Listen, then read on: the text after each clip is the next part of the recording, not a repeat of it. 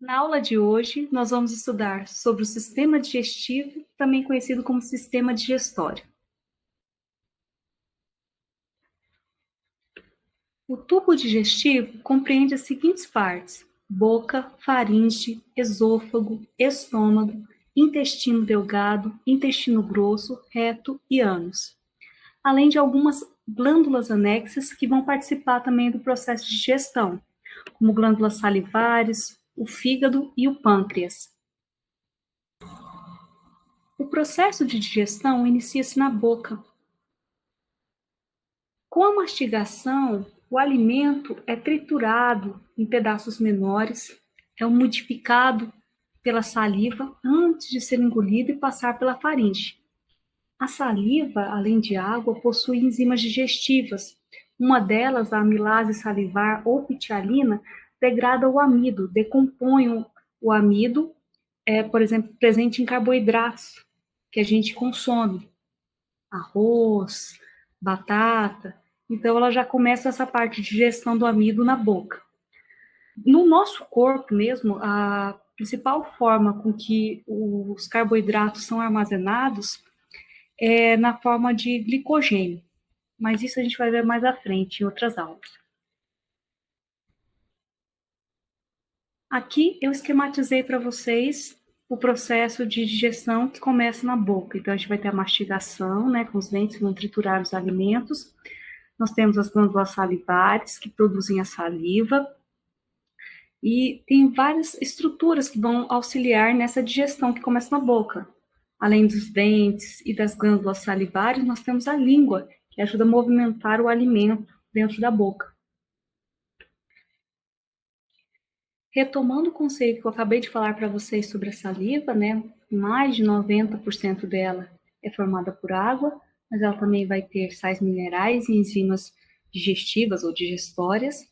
Dentre elas merece destaque a amilase salivar, também conhecida como pitialina, que vai começar a digerir o amido, quebrar as moléculas de amido presentes nos alimentos, ou carboidratos, e essas partículas menores desses carboidratos vão transformar, né, o amido em maltose. Então, o processo de digestão está começando ali, não só a digestão mecânica dos dentes, da língua que estão ali triturando aquele alimento, cortando em pedaços menores, como também começa uma digestão química. Eu estou transformando ali a substância através de processos, transformações químicas, como a transformação do amido em maltose. O alimento, ao ser mastigado na boca, ele recebe o nome de bolo alimentar. Esse bolo alimentar, depois da boca, depois de passar pela boca, ele passa pela faringe e a faringe direciona esse bolo alimentar para o esôfago. O esôfago, não sei se vocês se relembram quando eu falei de tecidos musculares, eu falei do tecido muscular liso, que ele é involuntário, ele faz movimentos involuntários. No caso do nosso esôfago, nós temos essa musculatura lisa e ela realiza um movimento para empurrar esse bolo alimentar em direção ao estômago. Esses movimentos involuntários que ocorrem no esôfago são chamados de movimentos peristálticos.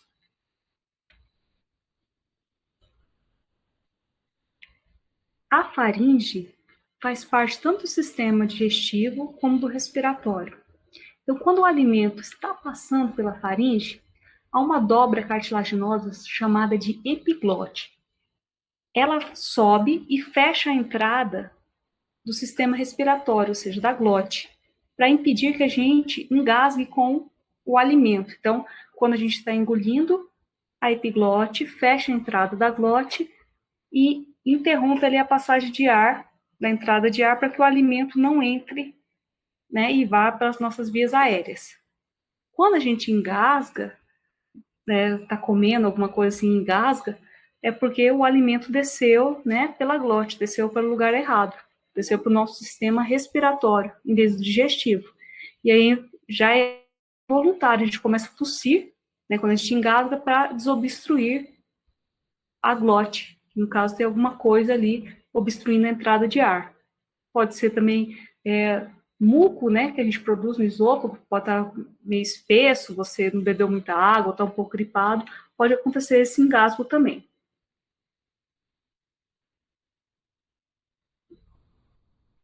Aqui eu mostro um desenho esquemático do que eu acabei de explicar para vocês. Então, aqui é durante a deglutição, quando a gente está engolindo o alimento, e aqui é durante a respiração. Quando a gente, né, mastigou aqui na boca, tem o bolo alimentar, vai passar pela faringe, e você vai engolir esse alimento, ele vai para o esôfago. O que acontece? A epiglote se fecha, ou seja, fecha a entrada da laringe, certo? E fica aberto o quê? O nosso esôfago, e o alimento desce. Já quando a gente está respirando, o que acontece? A epiglote se abre e há a passagem de ar aqui, pela laringe, para as vias respiratórias. Tudo bem? O bolo alimentar, ou seja, o alimento que é conduzido através de movimentos peristálticos pelo esôfago, chega ao estômago. O estômago tem esse formato, parece uma sacola, né? E ele produz suco gástrico, que vai ajudar na parte digestiva química. Ao chegar ao estômago, o alimento sofre a ação do suco gástrico. Conforme eu já falei para vocês, o suco gástrico ele é rico em ácido clorídrico, ou seja, eu vou ter um pH baixo ali no meu estômago. Isso é interessante porque ajuda até a matar alguns micro-organismos que possam ter nesse alimento.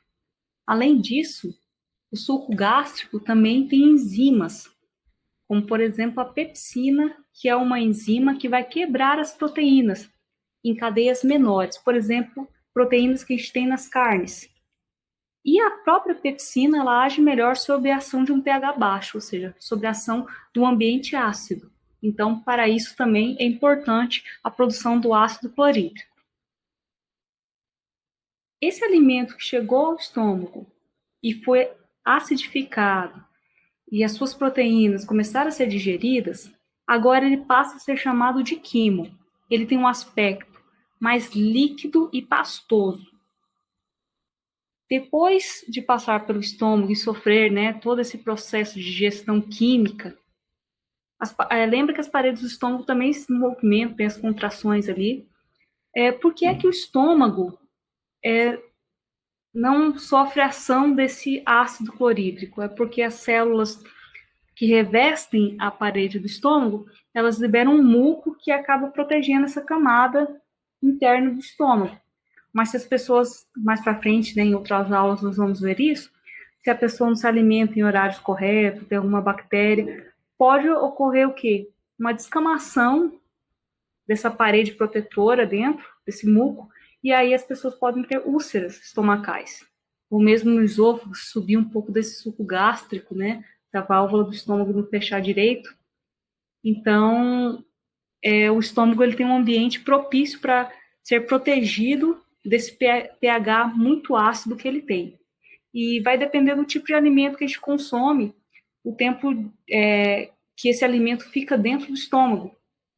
Pode levar de entre 2 e 4 horas, algumas vezes até 6 horas, dependendo se for um alimento mais difícil de digerir. Pensa uma pessoa que comeu uma salada e uma pessoa que comeu uma feijoada. É claro que a feijoada vai demorar mais tempo para ser digerida. Tudo bem? Aqui eu mostro para vocês uma representação do estômago, com o suco gástrico dele atuando sobre um alimento. O suco gástrico é incolor e o estômago tem um pH, né, ácido devido à presença do ácido clorídrico. Além disso, nós temos a enzima, a pepsina, que vai começar a digestão química ali, principalmente das proteínas, quebrando, né, moléculas grandes de proteína em moléculas menores. Aqui retomando o que eu já falei para vocês, que o ácido clorídrico deixa o pH baixo no estômago, bem ácido, em torno de 2, né, o pH dele, e ele vai ter uma ação antisséptica, ou seja, algumas bactérias, micro-organismos que estão naquele alimento ali, vão ser mortas devido a esse pH ácido. Então, ele faz uma asepsia também desse alimento que chega ao nosso estômago. Retomando novamente com vocês, a pepsina é a principal enzima que eu tenho no estômago e a sua principal função é digerir proteínas. Então, pensa que isso aqui seria um esquema de uma proteína. Esse A seriam os aminoácidos. Então, ela vai quebrar nessas cadeias longas de proteína, liberando aminoácidos, ou seja, liberando moléculas menores. Aqui uma representação do deslocamento do bolo alimentar pelo estômago. O alimento, após passar pelo estômago, a próxima porção do tubo digestório é o intestino delgado. O intestino delgado se divide em 3 partes: duodeno, jejum e íleo. No intestino delgado também são lançadas substâncias que vão ajudar na digestão desse alimento, como a bile, o suco pancreático e o suco intestinal. A bile, ela é produzida pelo fígado e é armazenada na vesícula biliar. A função da bile é emulsificar os lipídios, as gorduras, facilitando a atuação de lipases, ou seja, facilitando a ação das enzimas depois. Nesse sentido, a bile não é uma enzima, ela funciona como se fosse um detergente que divide as moléculas de gordura em partículas menores. A gente fala que ela emulsifica. É como se fosse um detergente que vai dar uma dissolvida em moléculas de gordura maiores em porções menores. E assim vão facilitar a atuação depois de enzimas que vão digerir as lipases. Essas sim vão digerir o alimento. No intestino delgado, esse alimento, que era chamado de quimo, sofre mais transformações e se torna um líquido branco e passa a ser chamado de quilo. O pâncreas é uma glândula alongada e ela está ligada ao duodeno. Ela se situa abaixo do estômago. Ela produz o suco pancreático, que é rico em enzimas. E ela vai o quê? Ela vai basificar esse alimento que está sendo digerido. Lembra que lá do estômago o pH do ácido clorídrico era 2, básico, em torno de 9. Então ele vai diminuir a acidez desse alimento que está sendo digerido enquanto ele passa pelo intestino delgado. O suco pancreático ele possui diversas substâncias que vão fazer digestão química do alimento. E aí ela vai atacar vários grupos de alimentos, a sua ação digestiva. Nós temos tripsina, quimiotripsina, pepsidase, essas daí quebram as proteínas. As lipases vão quebrar os lipídios, a amilase vai atuar sobre o amido. E como eu disse para vocês, o suco pancreático ele vai ter um pH básico. Isso porque na sua constituição ele tem bicarbonato de sódio, que vai o que? Neutralizar a acidez desse alimento que veio do estômago. O quimo que veio acidificado vai ser basificado pela presença de bicarbonato e vai se tornar o quê? O quilo. Além disso, o intestino delgado também produz o suco entérico ou suco intestinal, que tem um conjunto de enzimas que vão continuar a digestão química. Nós temos pepsidase, que vai quebrar proteínas, lactase, que vai quebrar a lactose, que é o açúcar do leite, a sacarase, que digere a sacarose, que é o açúcar comum, a maltase, que digere a maltose. Lembra que a gente falou que lá na boca, né, houve a transformação do amido pela amilase salivar e produziu maltase. E essa maltase vai ser digerida aí no intestino delgado pelo suco intestinal. Então, nós temos todos esses processos de digestão química no intestino delgado. Há um conjunto de processos digestivos que ocorrem no intestino delgado e vão formar um conjunto de substâncias. A aparência desse material alimentar aí é um líquido branco e ela passa a se chamar de quilo. Então, nela, as proteínas iniciais foram convertidas, quebradas em aminoácidos, os lipídios foram transformados em ácidos graxos e glicerol e o amido em glicose, por exemplo. Esses nutrientes que agora estão na forma de partículas menores são absorvidos pelas células do intestino e são enviados para todo o corpo por meio da corrente sanguínea. Os nossos intestinos, eles possuem dobras. Essas dobras são chamadas de vilosidades. E se nós dessemos um zoom em cada uma dessas dobras, elas teriam dobras menores na superfície das células, que seriam as microvilosidades. O que isso faz? Isso aumenta a superfície de contato no intestino. Pensa que os nutrientes que estão percorrendo o intestino, eles têm um caminho maior para percorrer, já que ele tem essas ondulações. Isso vai favorecer a absorção de nutrientes no intestino. Quando o alimento chega ao intestino grosso, ele já é um material fecal, não é as fezes propriamente ditas, porque ainda tem muito líquido ali e algumas substâncias que vão ser absorvidas.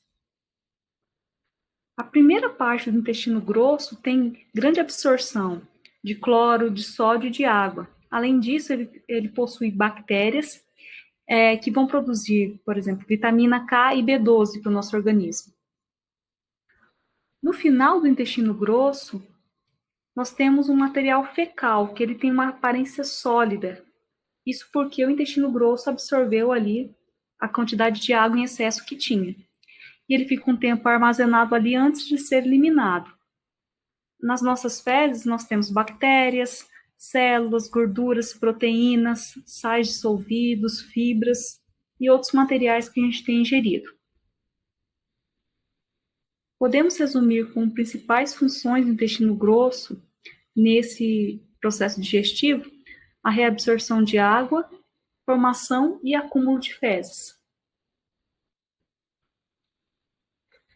O intestino grosso se divide em 3 partes: seco, o cólon, que também se divide em cólon ascendente, cólon transverso e cólon descendente. E também temos o reto. Nesta aula, nós estudamos o sistema digestório. Nela nós vimos que ele é responsável por garantir a quebra dos alimentos em partículas menores e por absorver os nutrientes que nós precisamos para o funcionamento do nosso corpo. Nós vimos que o sistema digestório é formado pela boca, faringe, esôfago, estômago, intestino delgado, intestino grosso, além de outras glândulas associadas, como glândulas salivares, o fígado e o pâncreas. Vimos que na boca o alimento é rasgado e triturado pelos dentes, com a ajuda da língua é misturado com a saliva. O bolo alimentar segue da boca para a faringe e da faringe para o esôfago, sendo levado por meio dos movimentos peristálticos até chegar ao nosso estômago. No estômago, o bolo alimentar sofre a ação do suco gástrico e passa a ser chamado de quimo.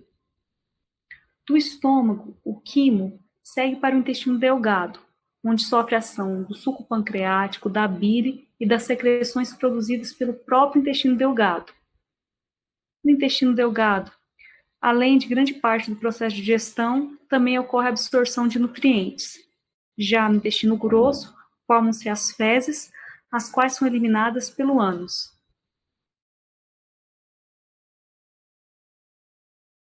Bem, este foi o conteúdo previsto para essa semana. A gente fez uma revisãozinha sobre o sistema digestório, já que é um conteúdo que não está mais no 8º ano, mas que é muito importante revisarmos. Vocês estão entrando aí no recesso, bom descanso para vocês, um forte abraço e nos encontramos daqui a pouco na volta às aulas. Tchau!